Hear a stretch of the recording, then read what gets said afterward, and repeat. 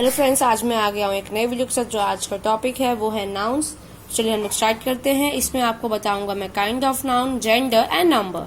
तो let's get started. What is noun? A noun is the name of person like Suresh, Raj, Kamal, Kamlesh, Rajni.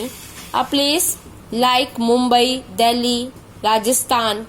N animal like kangaroo, giraffe, and lion. And the feeling like kind, kindness, beauty, trust, pain. It will be anything or an idea.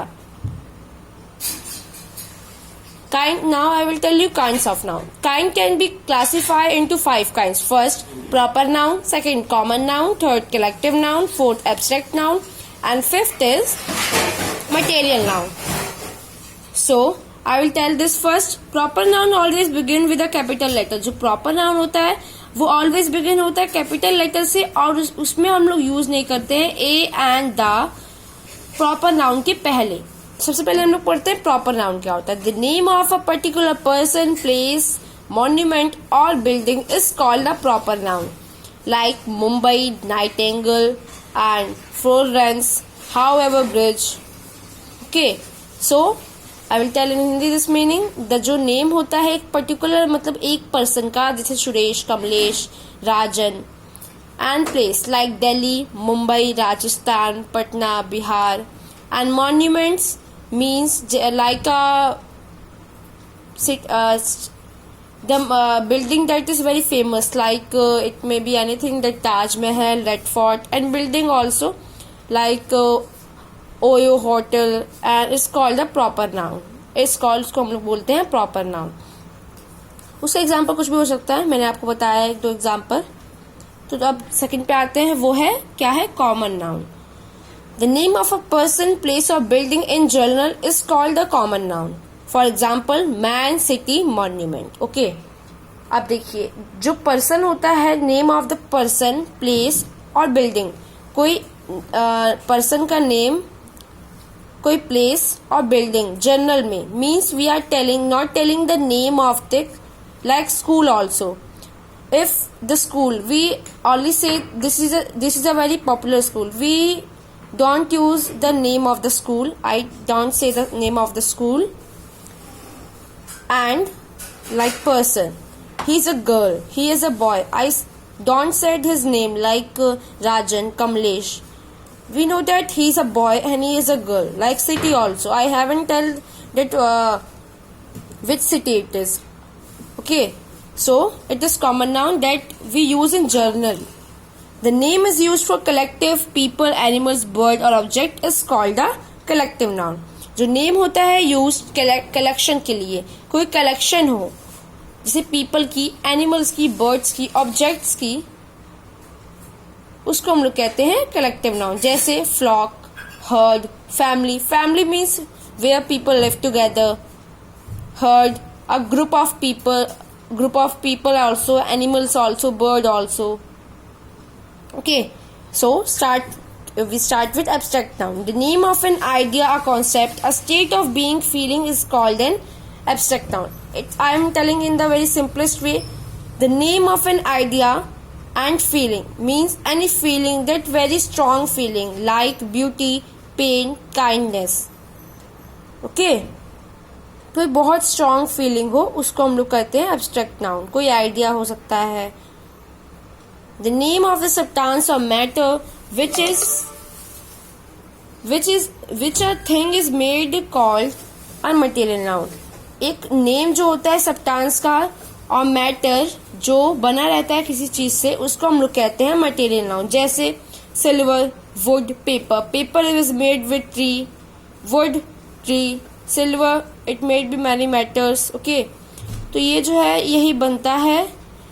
जैसे like it may be gold, it may be ना gold also. Okay, let's see, it may be gold also and iron, okay, etc. It may be more things in this. Okay, so I have tell about kinds of noun. It is completed, so I think that you have understood about this.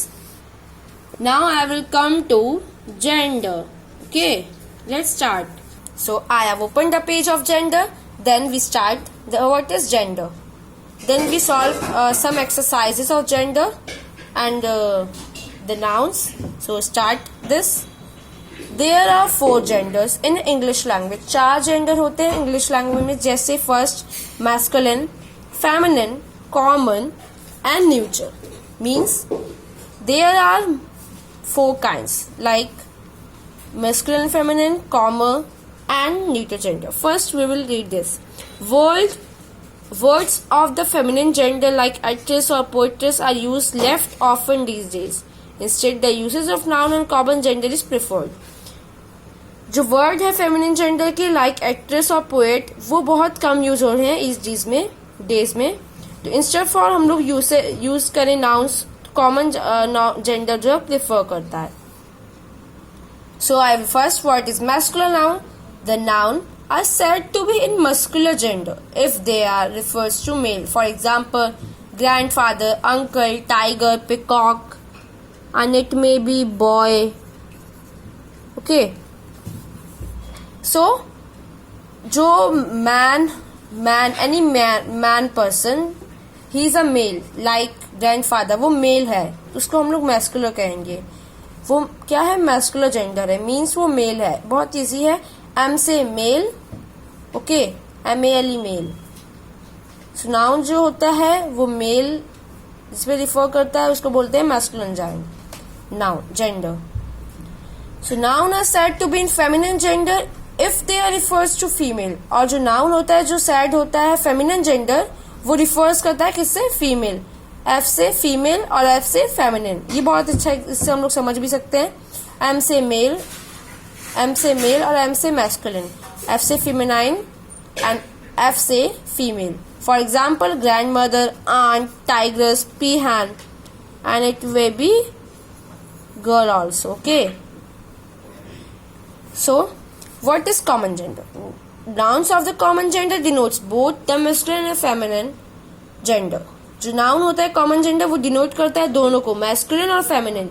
उसमें हम लोग पता नहीं चलता. इससे for example parent means किसी के parents है, लीडर है कोई, कजन है, हम लोग का चाइल्ड है या डॉक्टर है, तो वो डिनोट करता है बोथ मैस्कुलिन को भी और फेमिनिन को भी.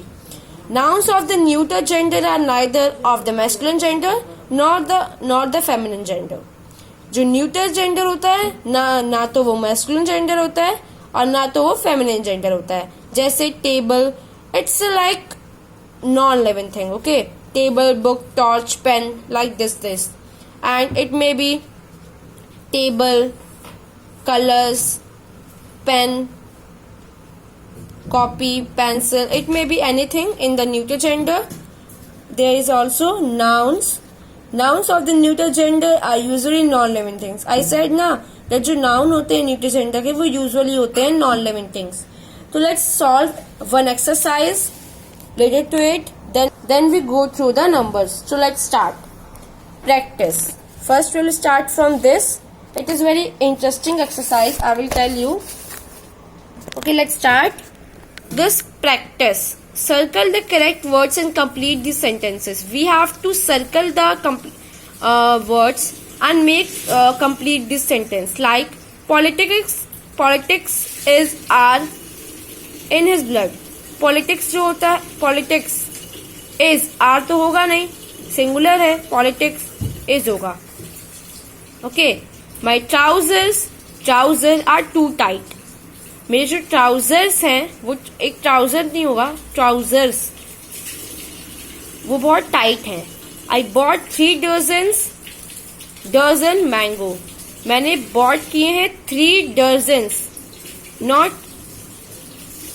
dozens. It will be dozen mangoes. He brought 3 dozen of mangoes. Okay, so let's come to number. So let's start. In English we say a noun may be either singular or plural in number. हम लोग को पता है noun में कहते हैं कि either singular होता है, plural होता है नंबर में. तो the singular form of the noun denotes one person, one place, one thing. For example, chair, torch, knife. Okay, it may be one tree. Okay, एक चीज को हम लोग सिंगुलर कहते हैं. The plural form of the noun denotes more than one person, place or thing. Or examples: chairs, torch, knives. Means you understand? Chair, one chair. Chairs, there are so many chairs. We don't know how many chairs. Torch, one torch. Torches, how many torches? We don't know. Knife, there is one knife. But knives, we don't know how many it is. Okay, so plural denotes the more than, and the singular denotes only one thing. Okay, so let's come to this.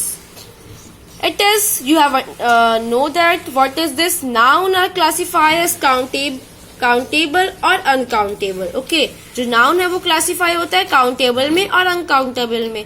ये तो बहुत easy है क्योंकि a countable noun denotes that which can be counted. For example, we can say one girl, 10 boys, 2 apples. Okay, जो countable noun होता है वो denote करता है जो हम लोग चीज काउंट कर सके. जैसे there are 3 books on the table, तो क्या होगा? 3 books. How many books? We know that how many books. So 1 girl we can count, 10 boys we can count, 2 apples. Okay, so can we start with this. An uncountable noun refers to things that can not be counted.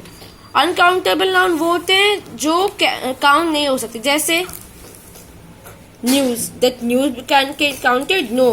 T, no. Salt can not be counted. Okay, glass also.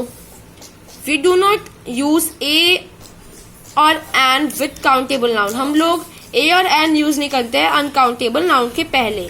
However we can say a cup of T और a pinch of salt.